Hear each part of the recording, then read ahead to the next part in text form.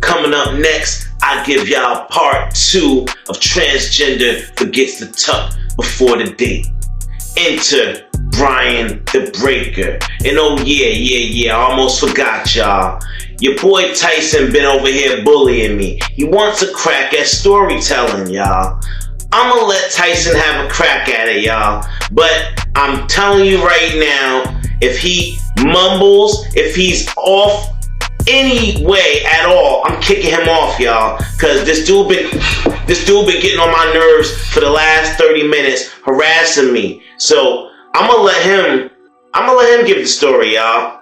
And we're gonna see where that goes. Coming up next on the Corner Prison Talk Show. What up? I'm Tyson.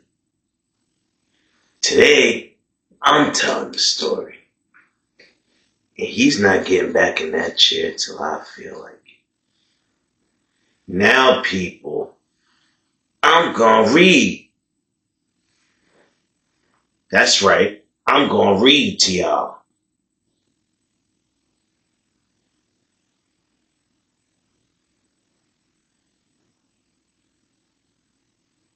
Transgender forgets to tuck before date.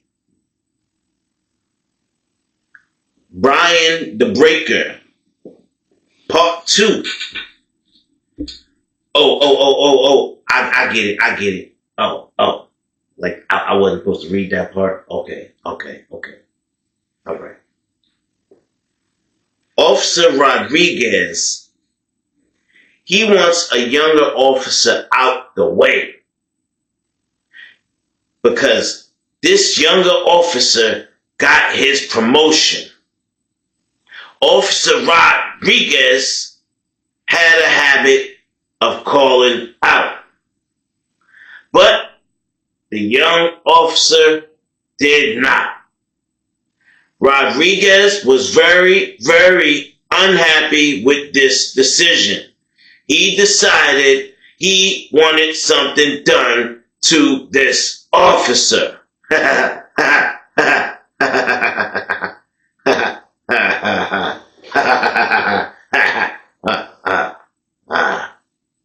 Who did he call? I wonder who did he call. All right.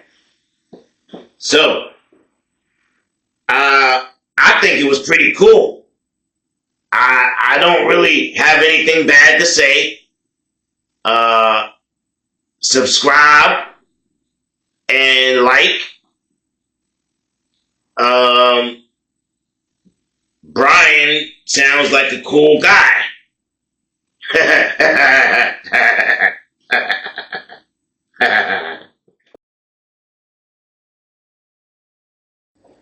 What up? We are back. Who am I? Jersey Street Corner, and this is the Prison Talk Show, people. Listen, I'm very, very sorry about that untimely intrusion. You won't have to see that guy at least for a few days. I done kicked him up out of here.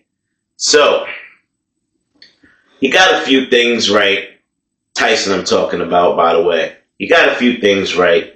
This story is about Brian the Breaker entering the prison system, y'all.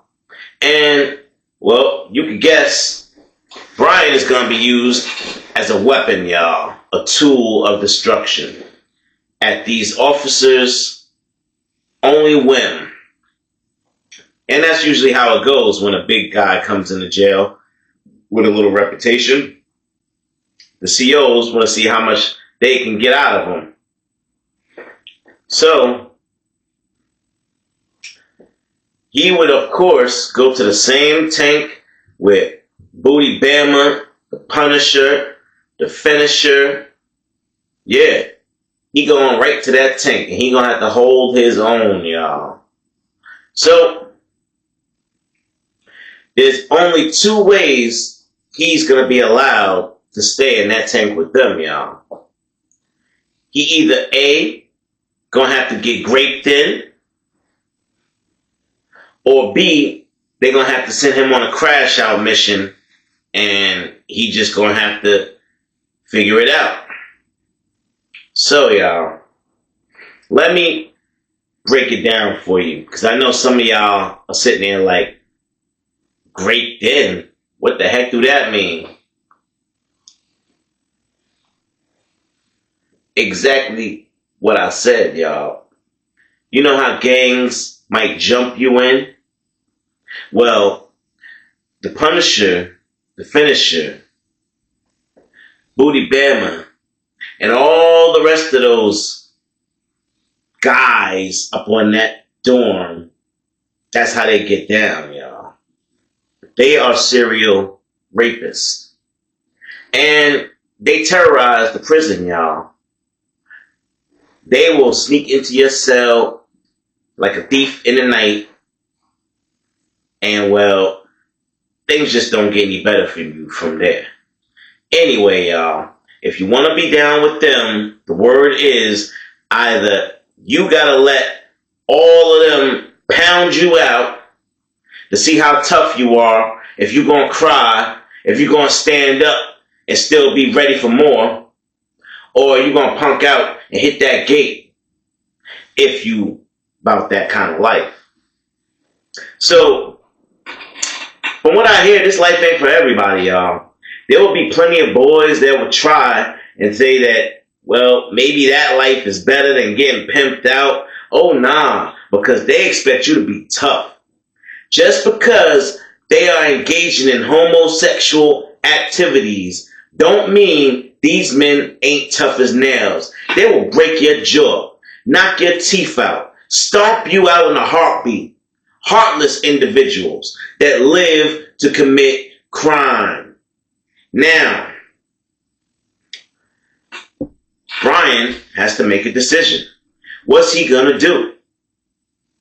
Then the Punisher approaches him and says, listen, we got a little mission that we've been tossing up in the air. We didn't know who he was going to send on the mission because it's a dangerous mission. It involves assaulting an officer. There could be lockup time involved, dead time. You might catch a 5-year bid if you get caught. Maybe more, depending on what you do to this officer. Are you up for that kind of challenge? And the Punisher just looking at him. And he flexing on him. He's standing there flexing on him. Or are you trying to go the other challenge? Like, he letting him know, like, these muscles don't stop. Yeah. My name, the Punisher. Alright, y'all. So, I guess you could call it being smart. Brian decided to take him up on the other offer. He wants to hear what's behind door number 2. And well, y'all, behind door number 2 is a young correctional officer. Fresh on the job, y'all.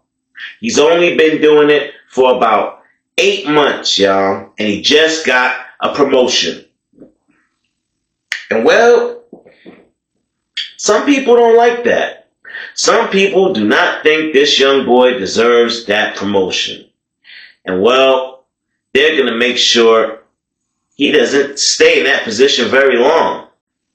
As a matter of fact, young Officer Murphy is being set up by one of his own comrades. Officer Rodriguez, at this very moment, is making sure that those cameras, they just happen to have a malfunction. So, once Officer Murphy walks onto that dormitory floor, he's on his own, y'all. So, now the story begins, y'all. Brian would go ahead and accept the offer. Rodriguez would put him in a cell on that same floor the officer was supposed to work. Now, this was like cakewalk for Brian. He had lured men into his room plenty of times on the streets. He was used to this kind of dirty work. Yeah, he was on that demon time. He already had his plan, y'all. He was going to act like he was having respiratory problems, and he needed the officer to come in very quickly and give him the Heimlich maneuver or some kind of maneuver and help him from choking and dying. That was his plan, y'all. Well, I guess it worked.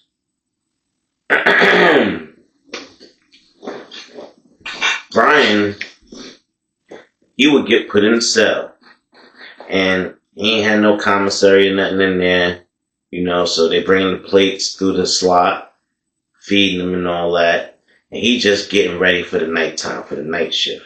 Officer Murphy don't work till the night shift, y'all. All the goons come out at night. Yeah, y'all. Now, Officer Murphy, he wasn't a squeaky clean officer himself.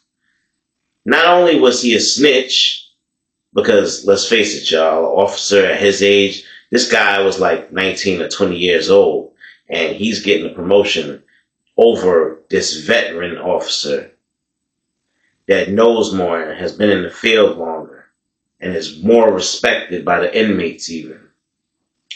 This guy, he goes back and tells the warden every little thing that he hears in the pod pertaining to officers. Yes, y'all, he snitches on his own kind and then got the nerve to go and stand in that locker room and straighten his tie and say, hey, good morning, y'all. How y'all doing? Let's have a good day today. Let's keep it clean, y'all.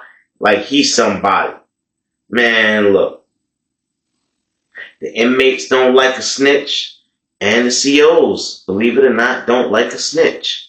Especially one that could potentially get them hemmed up, suspended, fired, all of that. So, this guy had to be dealt with. And the only way to deal with him is fear. Because see, when you're already snitching to the higher ups and you're getting away with it, what you scared of? You think they got your back. They got your back. Well, I'm here to let you know, fear will take all that away. You scare somebody enough, they might not ever talk again in their life. The hell with testifying and telling somebody else, they might not ever talk to another living soul again if you scare them enough. And that's exactly what Brian planned to do. Brian was going to get in this man's head psychologically and mess him up. Brian was going to do ungodly, unthinkable things to this man. Brian was going to tell him all the little things that he was going to tell his wife if he opened his mouth. And well, I know y'all waiting for it. Hit the like button. If you ain't hit the like button, hit that like button. Y'all came this far, hit the like button, y'all. This part 2, let's go. Nighttime will come. Officer Murphy's in the cell. Now he's in there by himself. Rodriguez, he's on another part of the jail. He already took care of the cameras. He's got everything under control. This guy, Officer Murphy, starts his walk. Now, as planned, Brian's in there wheezing.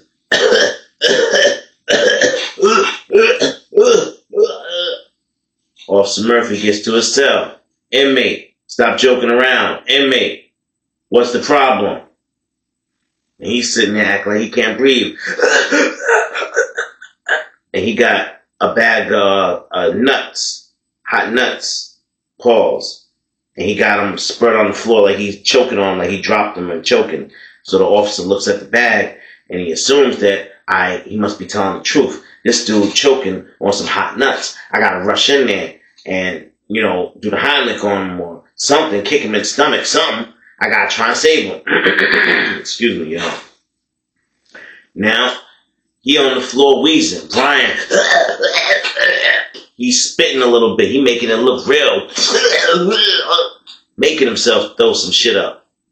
Now, as soon as he hear that lock click, y'all, he know he got him. That lock click. He opened that cell. He came in there. As soon as he got in Brian's vicinity, Brian grabbed him, put him in a headlock, flipped him over. He got him in the full Nelson, y'all. Brian's biceps is bigger than this guy's neck. He choking the life out of him. He choking him out, y'all. He choking him out. He done knocked young boy out. Young boy is out cold, y'all. So, and this story was passed along from Brian himself when he came back and told his comrades. He told everybody what he did. Well, he had to tell Rodriguez. So, this is what happened, y'all. He dragged him into that cell. He closed the door behind him, but he didn't lock it. He put cardboard in the latch part so it wouldn't close. He made the door look like it was closed. He knew he had at least a good, maybe 15 minutes or better before anybody would go looking for Officer Murphy. Yeah.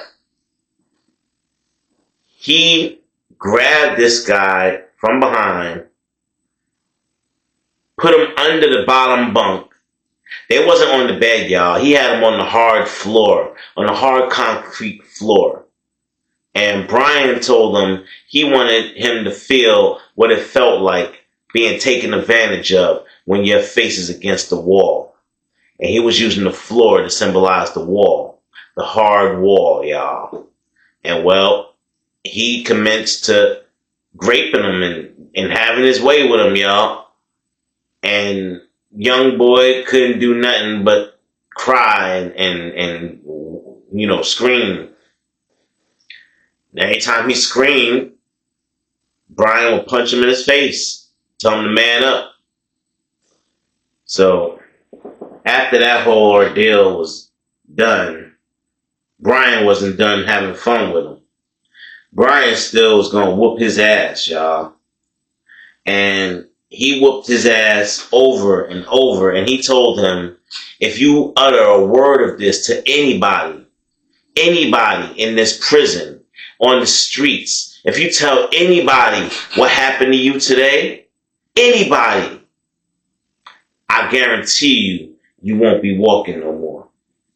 I guarantee you I'm going to do something to you. Young boy was shivering. He was so scared. He resigned, y'all. He resigned from not only the position, the job itself, y'all. He went in there that next morning and said he can't do the job. He's scared and he just thinks it'd be better if he part ways with the correction facility. He couldn't do it, y'all. He left and supposedly he moved, y'all. He moved out of state. He got the hell out of here because he was so ashamed of what happened to him. And the fact that he couldn't tell anybody because he was scared of getting unalive made it even worse. And that, y'all, is how Brian donned the name Brian the Breaker. Because he will break you. He will break you physically, he will break you mentally, and he will break your soul. And he loves every minute of it, y'all. He's a demon like no other. When they say demon time, this guy is top of the chain. Oh yeah, y'all. He walked back into that pod with the biggest grin on his face. Because now he wanted to go flex on the Punisher. Oh, he was never scared of the Punisher, y'all. He just wanted to have a good reason to go and flex on him. Like, who you throwing orders at now, big guy? And, well, they had no other choice but to accept him into their little band of demons. I don't even know what to call them without being disrespectful. So, there you have it, y'all. He would now link up with Booty, Bama Bang Bang, Carl the Finisher, the Punisher, Yeah, y'all. C4, he's around there lurking in jail. You got a whole bunch of these booty bandits lurking in the jails, y'all. They just waiting. They just waiting. Yeah. For you to slip up and make a mistake. Uh-huh. And you know, people always ask, is that true about dropping the soap? Is that true? You shouldn't be worried about bending over to pick up no soap. Because if it fall down, you need to leave it down there. The things that happen on that floor are diabolical. Keep it moving, y'all. In and out the shower. Stay away from these diabolical people. For all my people going to jail, I need y'all to listen up real close. If you see somebody who's 6'5", they look like one arm lifts 2 dumbbells at a time, you need to turn around and go the other direction. Because A, they're either a big bully, or B, they're a big booty bandit. And you don't want no problems with either one. So, my advice would be, as usual, y'all, stay out of prison. I mean, what else can I say? Alright, y'all, that's gonna wrap it up for this one. Listen, if you like these stories, I really need you to give me a like on the video. I need some comments, y'all. I need to get there, engage with me, y'all. Let's talk about these topics. Like, share, subscribe, people. I need y'all to share this with y'all peoples, and I need y'all to subscribe so y'all can hear these crazy stories I have in store for y'all. Plenty of stories, y'all. Plenty of stories that y'all need to hear, especially if you're on your way to prison. And if you're not on your way to prison, just kick back with some popcorn and listen to your boy spit that drama. Alright, y'all. With that, I'm gonna get on up out of here. Peace out. And if you don't like it for him, like it for me.